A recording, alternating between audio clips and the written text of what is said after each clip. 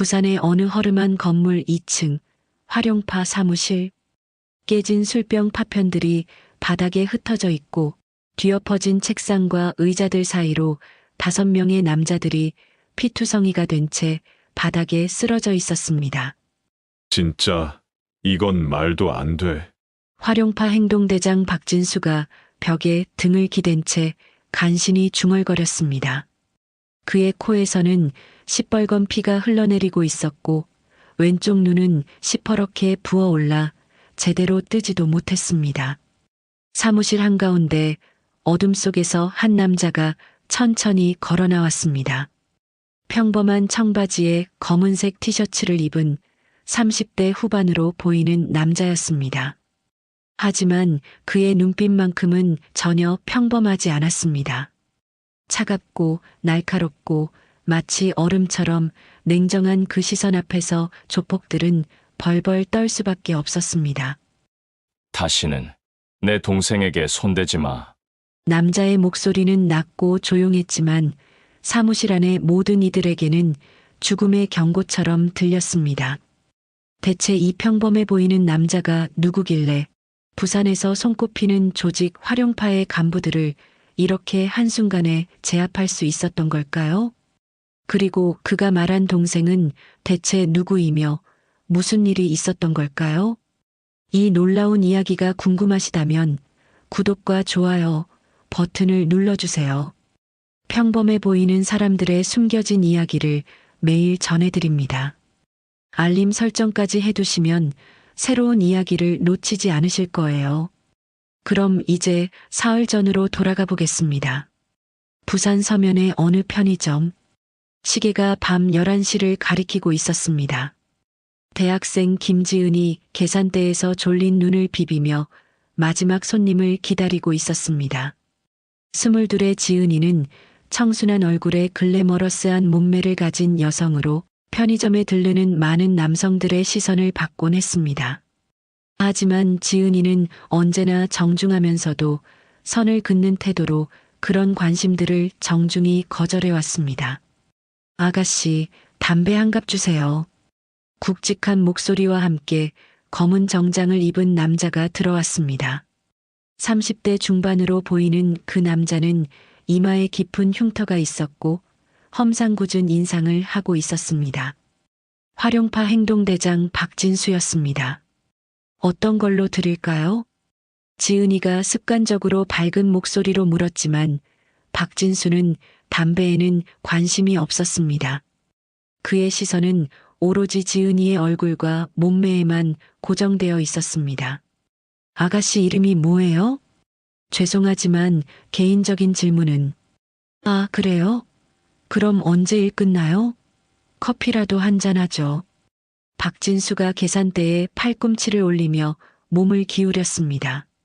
지은이는 한 발 뒤로 물러나며 정중하게 대답했습니다. 감사하지만 괜찮습니다. 담배는 어떤 걸로? 아가씨, 나 박진수라고 하는데 이 근처에서는 좀 아는 사람이에요. 같이 재미있게 놀아봐요. 그때 편의점 밖에서 검은색 세단 한 대가 천천히 다가와 문 앞에 멈춰섰습니다. 차에서 정장을 입은 남자 4명이 더 내려 편의점으로 들어왔습니다. 지은이의 얼굴이 창백해졌습니다.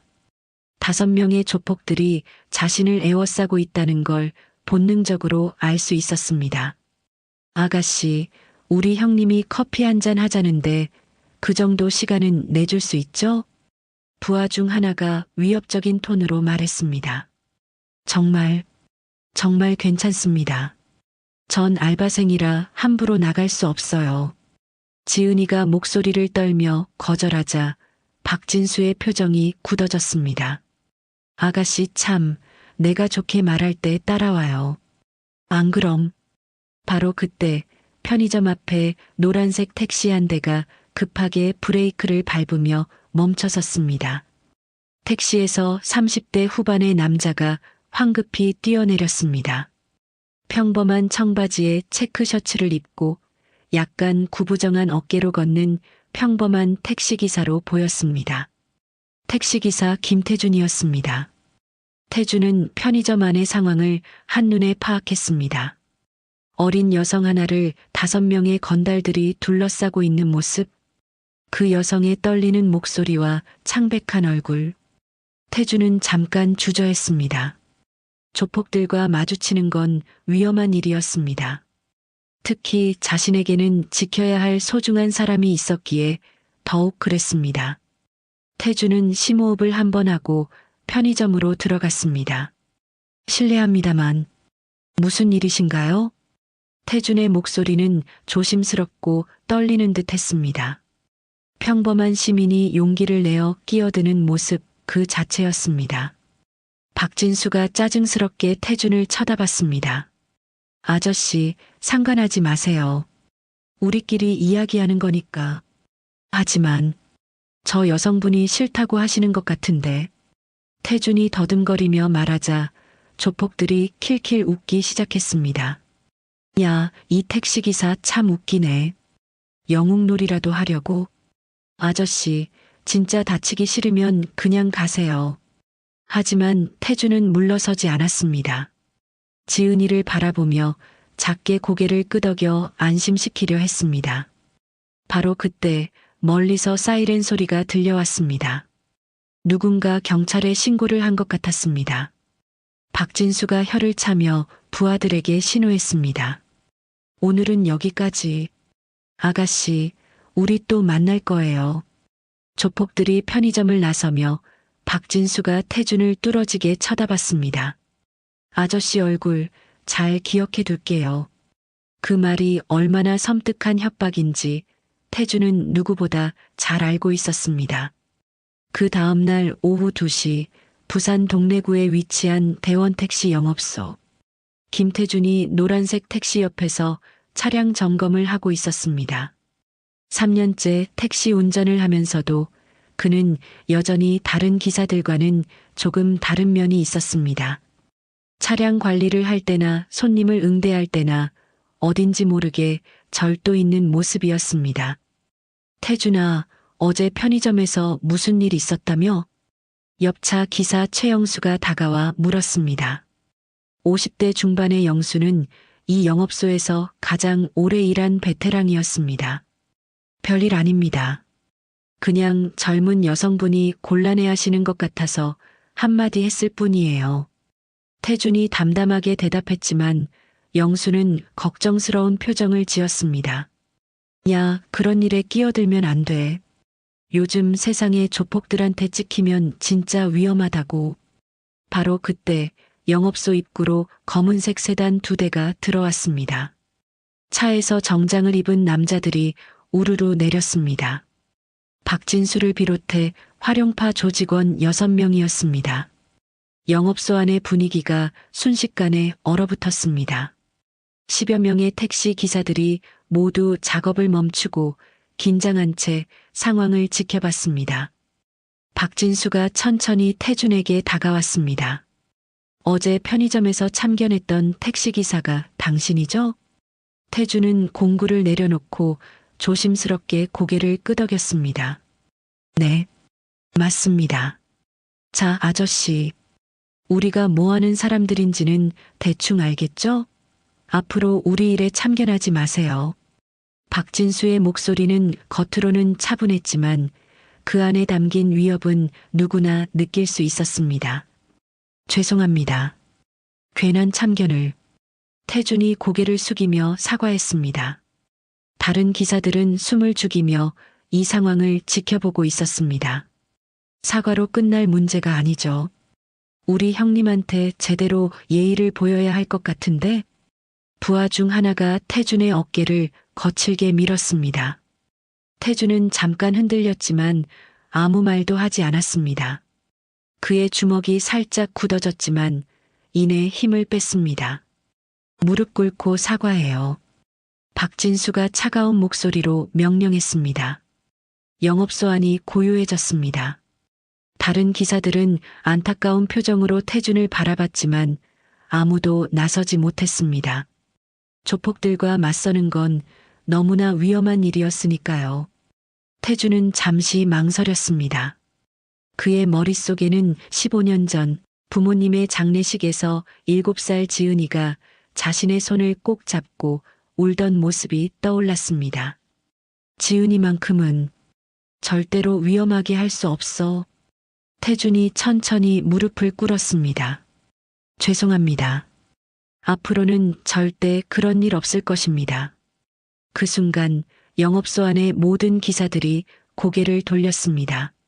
차마 그 굴욕적인 모습을 똑바로 볼 수가 없었습니다. 박진수가 만족스러운 표정으로 태준을 내려다봤습니다. 좋아요. 그럼 이제 알겠죠? 우리 일에 끼어들면 어떻게 되는지. 조폭들이 떠나간 후 영업소는 한동안 조용했습니다. 최영수가 조심스럽게 태준에게 다가왔습니다. 태준아, 괜찮아? 네, 괜찮습니다. 태준이 일어나 먼지를 털며 담담하게 대답했습니다. 하지만 그의 눈 깊숙한 곳에서는 뭔가 복잡한 감정이 스쳐 지나갔습니다. 저녁 7시 태준이 집에 돌아왔습니다. 작은 투룸 아파트에서 지은이가 라면을 끓이고 있었습니다. 오빠 왔어? 오늘 어때? 지은이가 밝게 웃으며 인사했습니다. 하지만 태준은 대답 대신 지은이를 조용히 바라봤습니다. 지은아, 응? 미안해. 생활비 때문에 밤늦게 알바시키고. 오빠, 왜 또 그런 소리야? 나도 성인이고 당연히 해야 할 일이잖아. 지은이가 태준의 어깨를 토닥이며 말했습니다. 우리 둘이 힘을 합쳐서 잘 살고 있잖아. 부모님도 하늘에서 흐뭇하게 보고 계실 거야. 태준은 지은이의 밝은 미소를 보며 마음속으로 다짐했습니다.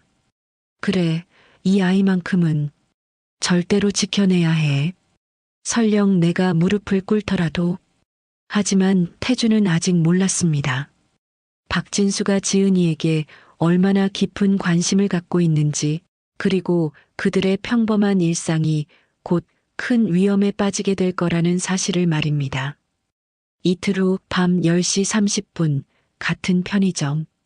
김지은이 계산대에서 졸린 눈을 비비며 마지막 정리를 하고 있었습니다. 오늘따라 손님이 별로 없어서 일찍 문을 닫을 수 있을 것 같았습니다. 그런데 편의점 밖에서 익숙한 검은 세단이 천천히 다가오는 게 보였습니다. 지은이의 얼굴이 창백해졌습니다. 이틀 전 그 무서운 남자들이 다시 온 것이었습니다. 박진수가 혼자서 편의점에 들어왔습니다. 오늘은 부하들을 데려오지 않았지만 그것이 오히려 더 위험해 보였습니다. 아가씨, 안녕하세요. 박진수가 지은이에게 예의 바른 미소를 지어 보였습니다.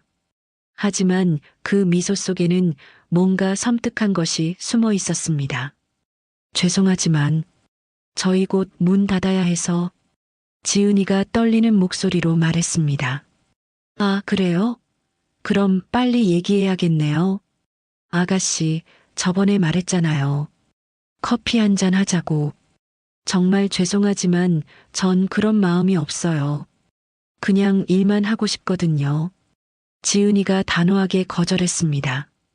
박진수의 표정이 서서히 굳어지기 시작했습니다.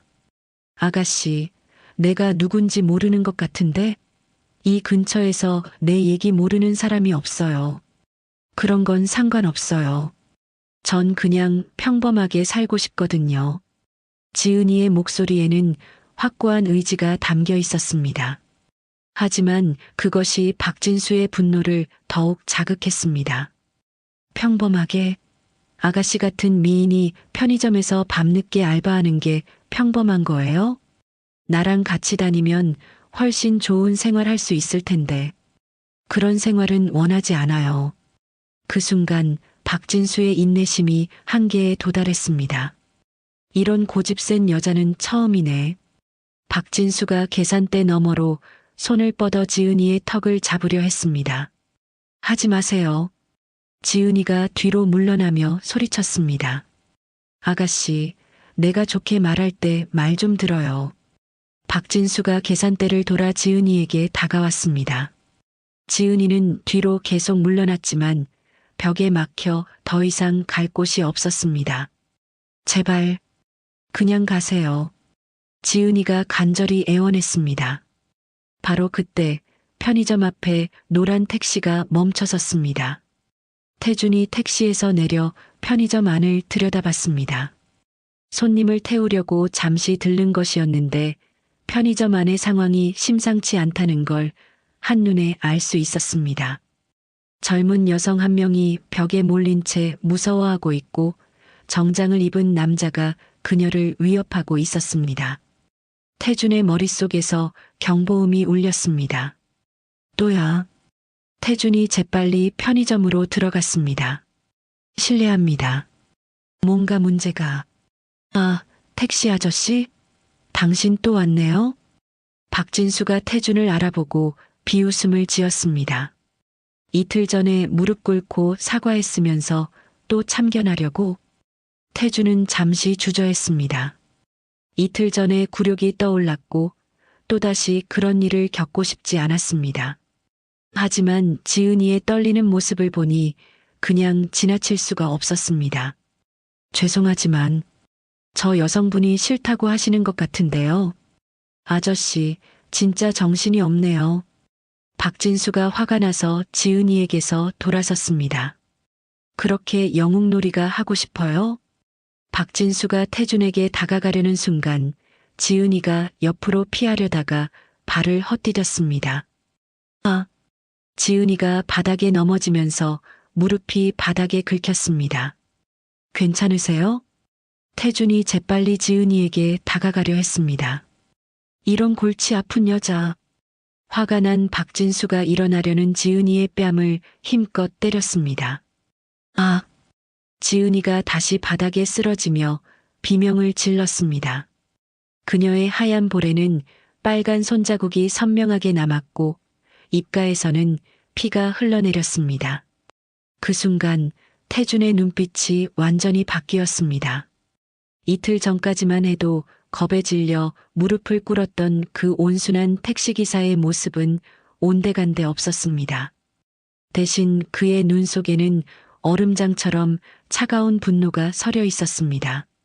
박진수가 그 변화를 느끼고 뒤돌아봤습니다. 뭐야? 이 아저씨 눈빛이. 박진수가 본능적으로 한 발 뒤로 물러났습니다. 분명 같은 사람인데 지금 태준에게서 나오는 기운은 이틀 전과는 완전히 달랐습니다. 마치 잠들어 있던 맹수가 깨어나는 것 같은 그런 무시무시한 기운이었습니다. 손, 대지 마. 태준의 목소리는 낮고 조용했지만 그 안에 담긴 살기는 박진수조차 움츠러들게 만들었습니다.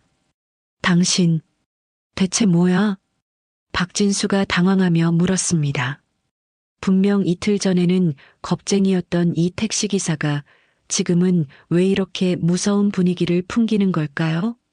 태준이 천천히 박진수에게 다가갔습니다. 그의 발걸음에는 뭔가 다른 것이 있었습니다. 평범한 시민의 그것이 아니라 마치 훈련받은 군인의 그것 같았습니다. 그날 밤 11시 태준의 집. 지은이는 이미 잠들어 있었지만 태준은 거실에서 잠들지 못하고 있었습니다. 지은이의 상처 난 얼굴이 계속 머릿속에 떠올랐습니다. 편의점에서 경찰이 도착한 후 박진수는 또다시 유유히 사라졌고 지은이는 괜찮다, 그냥 넘어진 거다라며 신고조차 하지 않았습니다. 하지만 태준은 알고 있었습니다. 이대로 두면 박진수가 절대 포기하지 않을 거라는 것을. 태준이 조용히 침실로 들어가 잠든 지은이를 내려다봤습니다. 지은이의 뺨에는 아직도 멍이 남아 있었고 입가의 상처에는 밴드가 붙어 있었습니다. 더 이상은 안 돼. 태준의 주먹이 굳게 쥐어졌습니다. 이번엔 확실히 끝내야 해. 밤 12시 30분 부산 서면의 허름한 건물. 활용파 사무실이 있는 2층으로 한 남자가 천천히 올라가고 있었습니다. 평범한 청바지에 검은 후드티를 입은 김태준이었습니다. 사무실 문 앞에 도착한 태준은 잠시 망설였습니다. 문 너머로 들려오는 웃음소리와 술 마시는 소리. 적어도 대여섯 명은 되는 것 같았습니다. 하지만 태주는 더 이상 주저하지 않았습니다. 똑똑똑. 누구야? 안에서 거친 목소리가 들려왔습니다. 택시 기사입니다. 택시? 뭔 택시? 문이 열리자마자 태준이 빠른 동작으로 문 안으로 들어갔습니다. 사무실 안에는 박진수를 포함해 5명의 조폭들이 있었습니다. 모두들 술에 취해 있었고 갑자기 나타난 태준을 보고 당황스러워했습니다. 이 새끼 누구야? 아, 택시 아저씨? 미쳤나? 여기가 어딘 줄 알고 혼자 왔어? 박진수가 비웃으며 일어났습니다. 아저씨, 진짜 죽고 싶나 봐요? 태주는 대답 대신 조용히 사무실 문을 뒤에서 잠갔습니다. 그 행동이 뭔가 심상치 않다는 것을 조폭들도 느꼈습니다. 야, 이 새끼 뭐야? 왜 문을 잠그고 그래? 아저씨, 마지막으로 경고하는데 지금 나가면 봐줄게. 안 그러면. 박진수가 협박하려던 순간 태준이 입을 열었습니다. 경고는 내가 하는 거야. 태준의 목소리가 완전히 달라졌습니다. 이틀 전까지만 해도 떨리고 약하게 들렸던 그 목소리가 지금은 냉정하고 위협적이었습니다. 뭐? 조폭들이 어리둥절해하는 사이 태준이 천천히 그들에게 다가갔습니다. 다시는 내 동생에게 손대지 마. 동생? 아, 그 편의점 개집 말하는 거야? 그래, 내 동생이었구나. 박진수가 이제야 상황을 이해했다는 듯 웃었습니다. 그럼 더 재미있겠는데? 형이 보는 앞에서. 박진수의 말이 끝나기도 전에 태준이 움직였습니다. 순식간이었습니다. 태준의 주먹이 박진수의 복부에 정확히 들어갔고 박진수는 으악 하는 비명과 함께 뒤로 날아가 책상에 부딪혔습니다. 형님. 다른 조폭들이 황급히 달려들었지만 태준의 움직임은 그들이 상상했던 것과는 차원이 달랐습니다. 첫 번째 조폭이 주먹을 휘두르자 태준은 그의 팔을 잡아서 완벽한 관절기로 바닥에 내동댕이 쳤습니다. 아! 두 번째 조폭이 뒤에서 덤벼들자 태준은 뒤돌아보지도 않고 뒤꿈치로 그의 정강이를 가격했습니다. 그리고는 돌아서서 정확한 어퍼컷을 날렸습니다. 세 번째, 네 번째 조폭도 순식간에 바닥에 쓰러졌습니다. 태준의 움직임은 마치 춤을 추는 것처럼 유려했고 동시에 기계처럼 정확했습니다. 한 번의 헛손질도 없었고 모든 공격이 정확히 급소를 노렸습니다. 이게 뭐야? 말도 안 돼. 박진수가 책상에 기대선 채 공포에 질린 표정으로 중얼거렸습니다.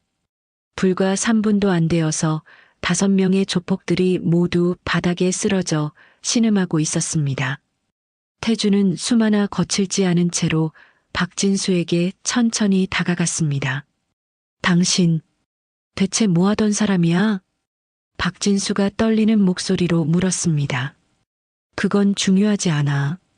태준이 박진수의 목깃을 잡고 벽에 밀어붙였습니다.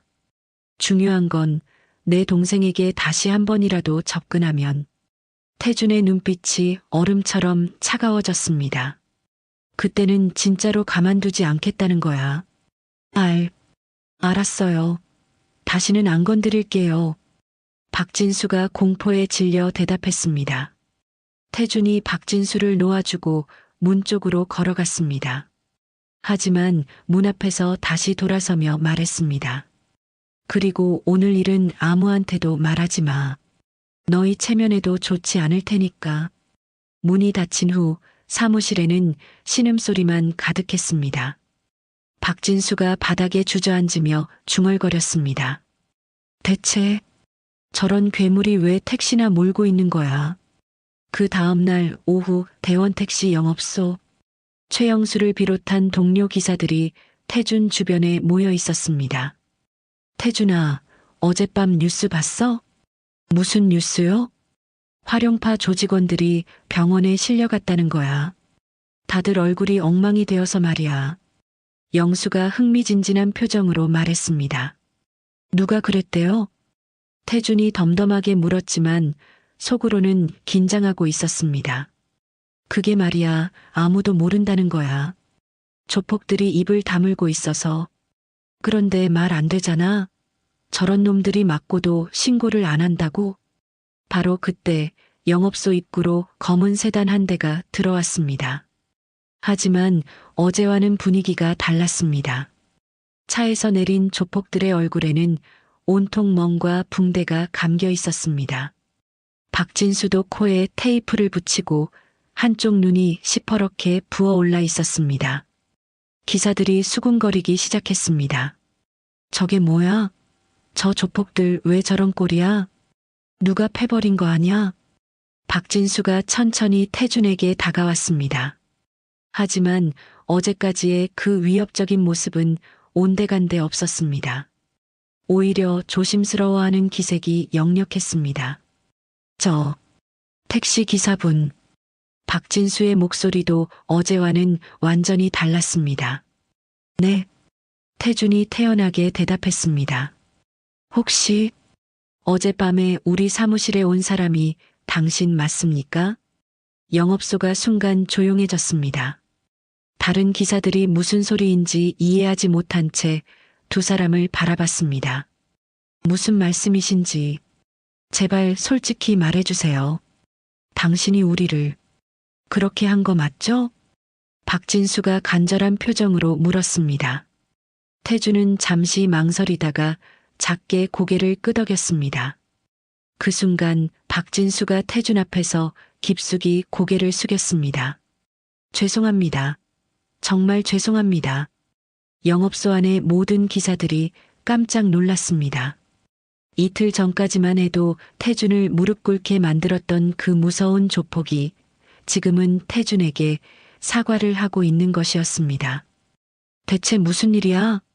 최영수가 당황하며 중얼거렸습니다. 박진수가 고개를 들며 떨리는 목소리로 말했습니다.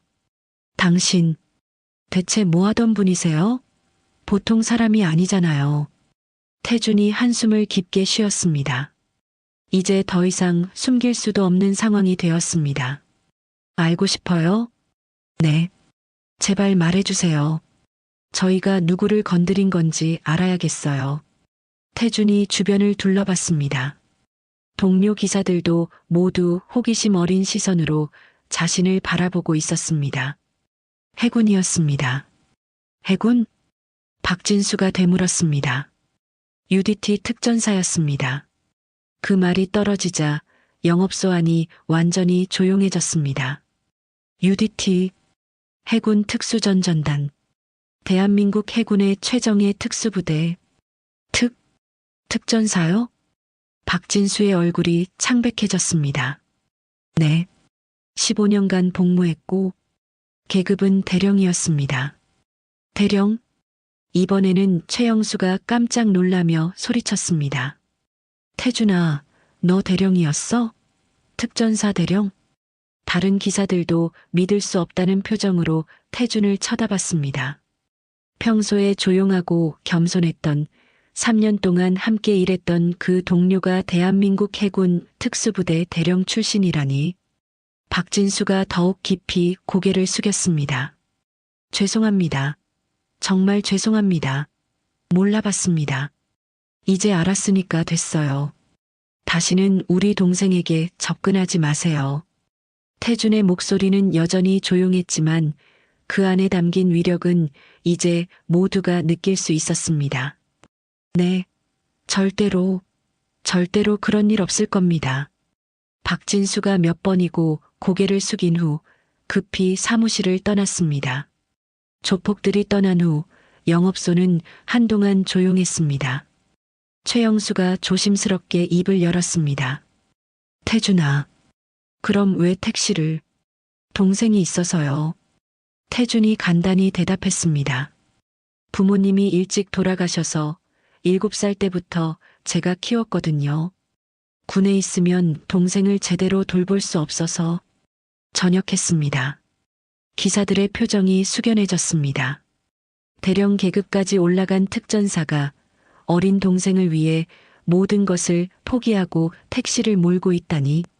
그래서 그동안 조폭들한테 당하고도 참았던 거구나.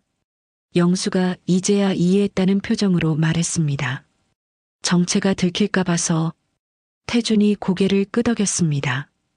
동생이 평범하게 살길 원해서 저도 평범한 택시기사로 살려고 했는데, 하지만 이제는 어쩔 수 없었던 거구나. 네. 더 이상은 참을 수 없었어요. 그날 저녁 집에 돌아온 태준을 지은이가 밝게 맞았습니다. 오빠, 오늘 편의점에서 그 무서운 사람들이 안 왔어. 무슨 일이야? 태준이 지은이를 바라보며 조용히 미소 지었습니다. 그냥 이제 안 올 것 같아. 정말? 오빠가 뭘 했어? 별거 아냐. 그냥 이야기 좀 했을 뿐이야. 지은이는 태준의 말을 그대로 믿었습니다. 자신의 오빠가 얼마나 대단한 사람인지, 그리고 자신을 위해 얼마나 많은 것들을 희생했는지는 아직 모른 채로. 이틀 후 저녁 부산 남포동의 한 호프집. 활용파 조직원들이 모여 술을 마시고 있었습니다. 하지만 분위기는 영 좋지 않았습니다. 모두들 얼굴에 멍과 상처를 입은 채로 침울한 표정을 하고 있었습니다. 형님, 이대로 끝낼 건 아니잖아요. 부하 중 하나인 최민호가 박진수에게 말했습니다. 우리가 이렇게 당하고만 있으면 조직 체면이. 닥쳐. 박진수가 차가운 목소리로 말을 끊었습니다. 체면이 중요해, 목숨이 중요해. 하지만 형님. 야, 너희 그날 밤 봤잖아. 그 사람이 어떻게 우리를 때려 눕혔는지. 박진수가 소주잔을 비우며 중얼거렸습니다. UDT 특전사 대령이라고 했지? 그런 괴물하고 맞붙어서 이길 수 있을 것 같아? 다른 조직원들도 그날 밤을 떠올리며 몸서리쳤습니다. 태준의 움직임은 정말 인간의 것이라고 생각할 수 없을 정도였습니다. 그냥 잊어버려. 그 여자는 건드리지 말고. 박진수가 결론을 내렸습니다. 하지만 최민호는 납득할 수 없었습니다. 형님, 그래도 우리가 활용파인데 택시기사 하나한테 이렇게 굴복하면. 택시기사가 아니라 특전사 대령이라니까. 박진수가 화를 내며 소리쳤습니다. 그런 사람이 왜 택시를 몰고 있는지는 모르겠지만 어쨌든 우리가 상대할 수 있는 사람이 아니야. 한편 그 시각 편의점에서는 지은이가 혼자 야간 근무를 하고 있었습니다. 며칠 전부터 그 무서운 남자들이 나타나지 않아서 지은이는 한결 편안한 마음으로 일할 수 있었습니다. 오빠가 뭔가 해준 건가? 아니면 그냥 포기한 건가? 지은이가 궁금해하던 그때 편의점 문이 열렸습니다. 최민호와 부하 2명이 들어온 것이었습니다. 박진수 몰래 행동한 것이었습니다. 지은이의 얼굴이 창백해졌습니다. 안녕하세요, 아가씨. 최민호가 비웃으며 말했습니다. 우리 형님은 포기하라고 하던데 저는 그럴 수 없거든요. 제발 그냥 가세요. 지은이가 떨리는 목소리로 말했습니다. 아가씨, 오빠가 특전사라고 해서 무서워할 줄 알아요? 특전사가 뭐 대단한가요? 최민호가 계산대에 다가오며 말했습니다. 우리도 할 말이 있거든요. 아가씨, 오빠한테. 바로 그때 편의점 밖에서 노란 택시가 급정거했습니다. 태준이 택시에서 뛰어내리며 편의점 안을 들여다봤습니다. 조폭 3명이 지은이를 에워싸고 있는 모습이 한눈에 들어왔습니다. 태준의 표정이 순식간에 싸늘해졌습니다. 편의점 문이 열리며 태준이 들어왔습니다. 하지만 이번에는 이전과 완전히 달랐습니다. 주저하거나 망설이는 모습은 전혀 없었습니다. 그의 걸음걸이는 확신에 차 있었고 눈빛은 얼음처럼 차갑게 가라앉아 있었습니다. 또 왔네. 태준의 목소리는 낮고 조용했지만 그 한마디에 편의점 안의 온도가 내려가는 것 같았습니다. 특전사 아저씨네. 우리 또 만났네요. 최민호가 건방지게 말했습니다. 박진수는 어디 있어? 우리 형님은 아저씨 무서워해서 숨어 있어요. 하지만 저는 달라요. 최민호가 주머니에서 뭔가를 꺼냈습니다. 작은 칼이었습니다. 특전사든 뭐든 칼 앞에서는 다 똑같거든요. 태준이 한숨을 쉬었습니다. 경고했을 텐데. 태준이 천천히 최민호에게 다가갔습니다. 최민호가 칼을 휘둘렀지만 태준은 마치 예상하고 있었던 것처럼 완벽하게 피했습니다. 그리고 다음 순간 최민호의 손목을 정확히 잡아서 비틀었습니다. 칼이 바닥에 떨어지고 최민호가 무릎을 꿇었습니다. 나머지 2명이 달려들었지만 결과는 마찬가지였습니다. 태준은 한 명은 목을 살짝 눌러 기절시키고 다른 한 명은 다리를 걸어 바닥에 넘어뜨렸습니다. 모든 일이 30초도 안 되어서 끝났습니다. 지은이는 그 모든 과정을 넋을 잃고 지켜봤습니다. 자신의 평범한 택시기사 오빠가 칼을 든 조폭 3명을 순식간에 제압하는 모습을 오빠? 지은이가 떨리는 목소리로 불렀습니다. 태준이 지은이를 돌아보며 얼굴에 다시 온화한 미소를 지었습니다. 괜찮아, 지은아. 이제 정말로 끝이야. 태준이 바닥에 쓰러진 최민호를 내려다보며 말했습니다. 박진수한테 전해줘. 다음에 또 이런 일 있으면 그때는 진짜로 가만두지 않을 거라고. 네, 알겠습니다. 최민호가 간신히 대답했습니다. 조폭들이 떠난 후 편의점에는 남매만 남았습니다. 오빠, 대체 뭐야? 방금 그건. 지은이가 믿을 수 없다는 표정으로 물었습니다. 태준이 잠시 망설이다가 입을 열었습니다. 지은아, 사실 오빠가. 하지만 그는 끝까지 말하지 못했습니다. 지은이가 평범한 일상을 원한다는 걸 알고 있었기 때문입니다. 그냥 오빠가 지은이를 지켜주고 싶었어. 그것뿐이야. 지은이가 태준을 바라보는 눈빛이 달라졌습니다. 존경과 감사 그리고 약간의 두려움이 섞인 복잡한 감정이었습니다. 고마워, 오빠. 지은이가 태준을 꼭 안았습니다. 항상 나를 지켜줘서. 태준도 지은이를 안으며 생각했습니다. 이제 정말 끝이겠지. 평범한 일상으로 돌아갈 수 있을 거야. 하지만 태준은 아직 몰랐습니다. 이 일이 단순히 끝나지 않을 거라는 사실을. 일주일 후 부산 해운대의 한 고급 호텔 펜트하우스. 활용파 조직 보스 김 회장이 거대한 유리창 앞에서 부산 야경을 내려다보고 있었습니다. 50대 후반의 그는 정장을 완벽하게 차려입고 있었지만 그의 얼굴에는 분노가 가득했습니다. 그래서 박진수 그놈이 택시기사 하나한테 굴복했다는 거야? 김 회장이 차가운 목소리로 물었습니다. 네, 회장님. 그런데 그 택시기사가 보통 사람이 아니라서. 비서가 조심스럽게 보고했습니다. 해군 UDT 특전사 대령 출신이라고 합니다.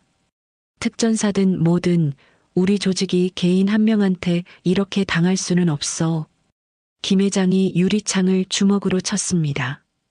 그 사람 신상을 다 알아봤나? 네. 김태준, 37세.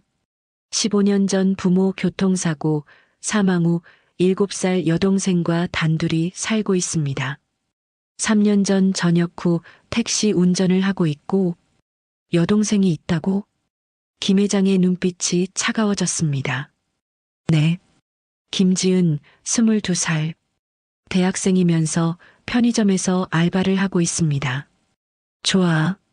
그럼 그 여동생을 이용하자. 어떻게 하시겠습니까? 납치해. 그러면 그 특전사든 뭐든 우리 앞에 무릎 꿇을 거야. 비서가 걱정스러운 표정을 지었습니다. 하지만 회장님, 상대가 특전사라서. 특전사가 뭐 대단한가? 가족이 위험하면 어쩔 수 없을 거 아냐? 김 회장이 냉소적으로 웃었습니다. 오늘 밤에 실행해. 그 시각 편의점에서 지은이가 마지막 정리를 하고 있었습니다. 일주일 전 그 일 이후로 조폭들이 완전히 사라져서 지은이는 한결 마음 편히 일할 수 있었습니다. 하지만 오늘은 왠지 모르게 불안한 기분이 들었습니다. 밤 11시 지은이가 편의점 문을 닫고 나오는데 검은 밴 한 대가 천천히 다가왔습니다. 밴에서 정장을 입은 남자들이 5명이나 내렸습니다. 이번에는 활용파의 정예 요원들이었습니다. 김지은 양 맞죠? 중간에 선 남자가 공손하게 물었습니다. 네. 그런데 누구세요? 지은이가 불안한 표정으로 뒤로 물러섰습니다. 김 회장님이 뵙고 싶어 하세요. 잠시만 같이 가시죠. 싫어요. 전 모르는 사람하고는 안 가요. 지은이가 단호하게 거절했습니다. 그럼 어쩔 수 없네요. 남자가 신호를 보내자 다른 요원들이 일제히 지은이에게 다가왔습니다. 도와주세요. 누가 좀 도와주세요. 지은이가 소리쳤지만 밤늦은 거리에는 사람이 없었습니다. 지은이가 밴에 강제로 끌려 들어가는 순간 그녀의 핸드폰에서 태준에게 자동으로 위치 신호가 전송되었습니다. 태준이 미리 설치해둔 안전 앱이었습니다. 30분 후 택시 안에서 잠깐 쉬고 있던 태준의 핸드폰이 울렸습니다. 긴급 상황 발생. 지은이 위치 추적 신호 수신. 태준의 얼굴이 순식간에 굳어졌습니다. 핸드폰 화면에는 지은이의 위치가 해운대 방향으로 빠르게 이동하고 있었습니다. 지은이. 태준이 즉시 택시를 돌려 해운대로 향했습니다. 하지만 그의 핸드폰이 다시 울렸습니다. 김태준 씨 맞습니까? 낯선 남자의 목소리였습니다. 네. 누구십니까? 활용파 김 회장입니다. 혹시 여동생 찾으세요? 태준의 주먹이 핸드폰을 잡은 채로 굳게 쥐어졌습니다. 어디 있습니까? 해운대 그랜드 호텔 펜트하우스로 혼자 오세요. 무기도 가져오지 말고요. 만약 지은이한테 손이라도 댔다면 협박하실 입장이 아니죠. 1시간 안에 오세요. 늦으면 여동생이 어떻게 될지 모릅니다. 전화가 끊어졌습니다. 태준이 한숨을 깊게 쉬었습니다. 그리고는 핸드폰으로 어떤 번호에 전화를 걸었습니다. 여보세요? 저 김태준입니다. 태준이? 오랜만이네. 무슨 일이야? 전화 너머로 중년 남성의 목소리가 들렸습니다. 박 대령님, 부탁이 하나 있습니다. 뭔데? 무기 좀 빌려주실 수 있으세요? 급한 일이 생겨서. 무기? 야, 너 전역하고 조용히 살고 있는 거 아니야? 지은이가 납치됐습니다. 전화 너머가 잠시 조용해졌습니다. 알겠다. 어디로 갈까? 해운대 그랜드 호텔. 상대는 활용파라는 조직입니다. 활용파? 아, 그놈들. 알겠어. 30분 후에 호텔 뒤편에서 만나자. 감사합니다, 대령님. 야, 김태준. 너 설마 또 그 일을 하려는 건 아니지? 박 대령의 목소리에 걱정이 섞였습니다. 아니요. 이번이 정말 마지막입니다. 좋아. 조심해라. 넌 우리 부대의 자랑이니까. 전화를 끄는 태준의 눈빛이 완전히 달라졌습니다. 15년간 해군 특전사로 복무하면서도 마지막 3년은 대북 침투작전과 대테러 임무를 수행하는 극비부대에서 활동했었습니다. 그 시절에 김태준이 다시 깨어나고 있었습니다. 차가운 계산력과 완벽한 침착함, 그리고 목표를 위해서라면 무엇이든 할 수 있는 냉혹함. 기다려, 지은아. 오빠가 곧 갈게. 택시는 해운대를 향해 질주하고 있었습니다. 하지만 이제 그 택시를 몰고 있는 것은 평범한 택시기사 김태준이 아니라 대한민국 최정예 특수요원 김태준 대령이었습니다. 밤 12시 해운대 그랜드 호텔 펜트하우스. 김 회장이 거대한 유리창 앞에 서서 부산 야경을 내려다보고 있었습니다. 그의 뒤편으로 지은이가 의자에 묶여 있었고 주변에는 무장한 조직원들이 6명이나 지키고 있었습니다. 오빠가 올까?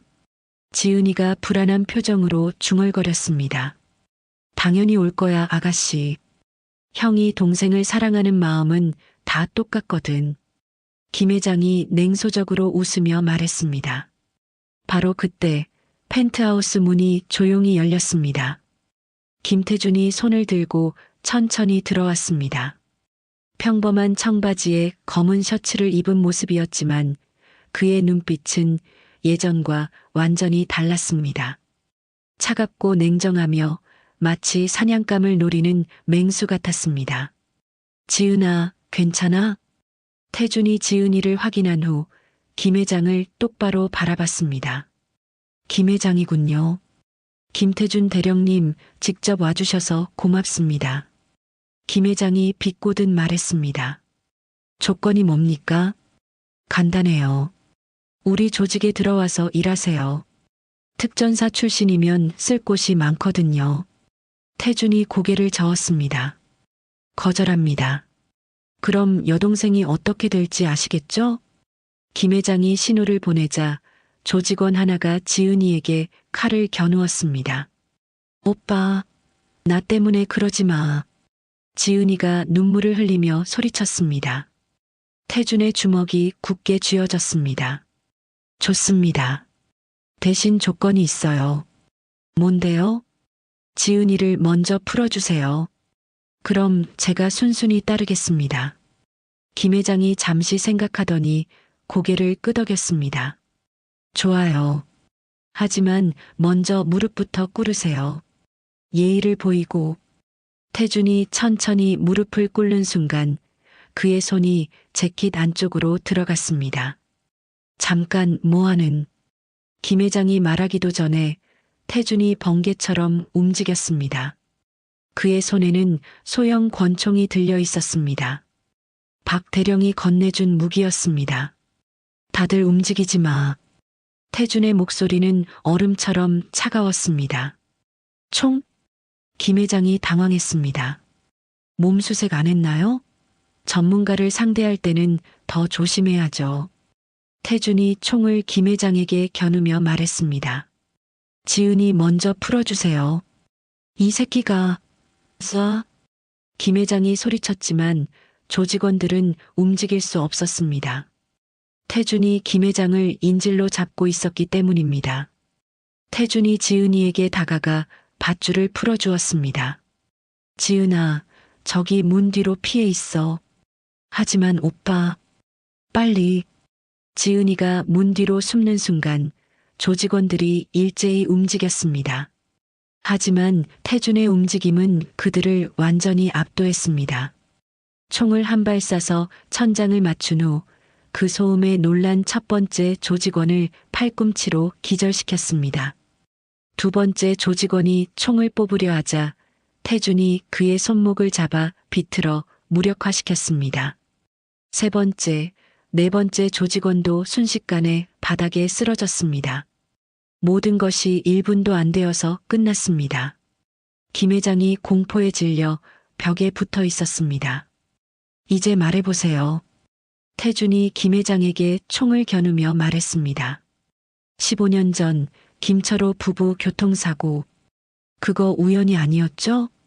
김 회장의 얼굴이 창백해졌습니다. 무슨 소리? 제 아버지는 부산시청 공무원이었어요. 활용파 비리를 조사하던 공무원이었죠. 태준의 목소리에 분노가 섞였습니다. 그래서 없앤 거죠? 교통사고로 위장해서. 그건 15년 동안 찾고 있었어요. 부모님을 죽인 놈들을. 태준이 총을 김 회장의 이마에 댔습니다. 오빠. 지은이가 뛰어나와 태준을 말렸습니다. 그만해. 오빠도 그런 사람 되지 마. 태준이 지은이를 바라봤습니다. 지은이의 눈에는 눈물이 가득했습니다. 부모님이 그걸 원하실까? 오빠가 복수 때문에 나쁜 사람이 되는 걸? 태준의 손이 떨렸습니다. 우리 둘이서 행복하게 사는 게 부모님께 더 좋은 일 아닐까? 태준이 천천히 총을 내렸습니다. 김 회장, 자수하세요. 15년 전 일까지 다 밝혀질 거예요. 김 회장이 바닥에 주저앉았습니다. 알겠습니다. 다 말하겠습니다. 태준이 이미 경찰에 신고를 해둔 상태였습니다. 곧이어 펜트하우스로 경찰들이 몰려왔고 김 회장과 조직원들은 모두 현행범으로 체포되었습니다. 김 회장은 결국 15년 전 김철호 부부 살해 사건을 자백했습니다. 부산시청 공무원이었던 태준의 아버지가 활용파의 불법 건설업 비리를 조사하다가 발각되어 조직 차원에서 교통사고로 위장해 제거한 것이었습니다. 이 사건이 언론에 보도되면서 활용파는 완전히 와해되었습니다. 수십 년간 부산을 주름잡던 거대 조직이 하루아침에 무너진 것입니다. 박진수를 비롯한 조직원들도 모두 구속되었고 그동안 활용파에게 피해를 당했던 수많은 시민들이 제보를 쏟아냈습니다. 태준은 부모님의 억울한 죽음에 대한 진실을 밝혔고 동시에 부산에서 조폭의 횡포를 완전히 뿌리 뽑는 데 기여했습니다. 일주일 후 부산 바닷가, 태준과 지은이가 나란히 앉아 석양을 바라보고 있었습니다. 오빠, 모든 게 끝났네. 지은이가 태준의 어깨에 머리를 기댔습니다. 응. 이제 정말 평범하게 살 수 있을 거야. 오빠가 그렇게 대단한 사람인 줄 몰랐어. 특전사 대령이라니. 과거는 과거야. 이제 중요한 건 우리 둘이 함께 행복하게 사는 거지. 지은이가 고개를 들어 태준을 바라봤습니다. 고마워, 오빠. 나를 위해서 모든 걸 포기하고 항상 지켜줘서. 지은아, 사실은 내가 더 고마워. 너 때문에 내가 사람답게 살 수 있었거든. 남매가 따뜻하게 웃으며 석양을 바라봤습니다. 김태준은 다시 평범한 택시기사가 되었습니다. 하지만 이번에는 진짜로 평범한 일상이었습니다. 더 이상 숨길 것도 지켜야 할 비밀도 없었습니다. 그리고 지은이는 오빠가 자신을 위해 얼마나 많은 것을 희생했는지 깨달았습니다. 가족의 사랑이 얼마나 소중한 것인지, 그리고 서로를 지키기 위해서라면 무엇이든 할 수 있다는 것을. 부산 바다 위로 붉은 석양이 지고 있었습니다. 긴 싸움이 끝나고 평범하지만 소중한 일상이 다시 시작되고 있었습니다.